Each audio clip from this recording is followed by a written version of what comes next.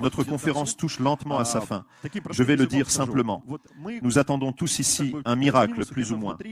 Et les technologies dans lesquelles vous avez investi, nous investissons, nous nous engageons. À l'exemple de Dmitri Alexandrovitch, il y a comme un certain miracle. C'est pourquoi cela semble mieux que tout le reste.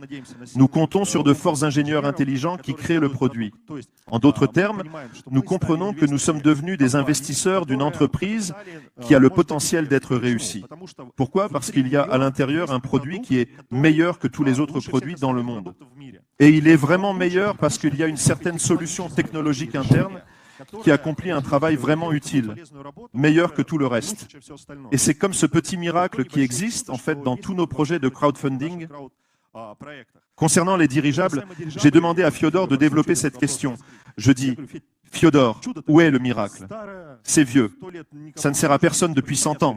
C'est flou. Où est le miracle? Pourquoi cela intéressera-t-il le public? Nous sommes allés en Allemagne pour voler sur ces dirigeables, donc je me suis renseigné. Et puis j'ai vraiment compris que le miracle réside en réalité dans le fait que la force qui te permet d'être en hauteur est vraiment conservée. Je ne l'ai pas compris tout de suite.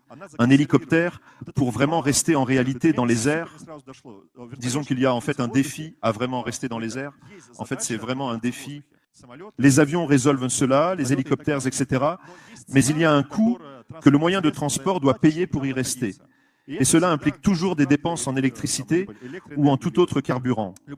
En d'autres termes, un hélicoptère doit toujours faire tourner son moteur pour rester en hauteur dans les airs. Un avion a toujours besoin que son moteur fonctionne pour rester en hauteur.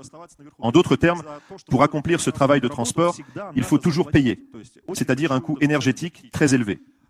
Un dirigeable a cette particularité que l'énergie qu'il maintient en hauteur est statique, elle est conservée.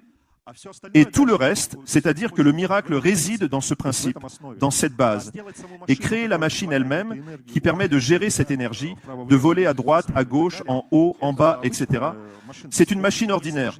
Elle n'est pas plus complexe que de fabriquer une voiture, avec en plus cette merveilleuse propriété de la statique, simplement être là. Donc, même si cela semble étrange maintenant, même si cela semble un peu ambitieux, je pense que nous sommes prêts. C'est-à-dire que nous avons suffisamment grandi pour faire cette étrange hypothèse. Parce que quand sont les plus grands gains?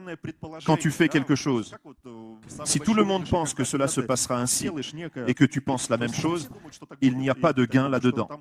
Mais si tu fais une hypothèse, parie sur les dirigeables, sur ce mode de transport qui est actuellement peu évident, qui semble étrange, et que tu as raison, alors tu gagneras. C'est-à-dire que tu te trouves dans une niche où il n'y a personne, où tu es allé en prenant des risques, où tu es allé dans l'incertain.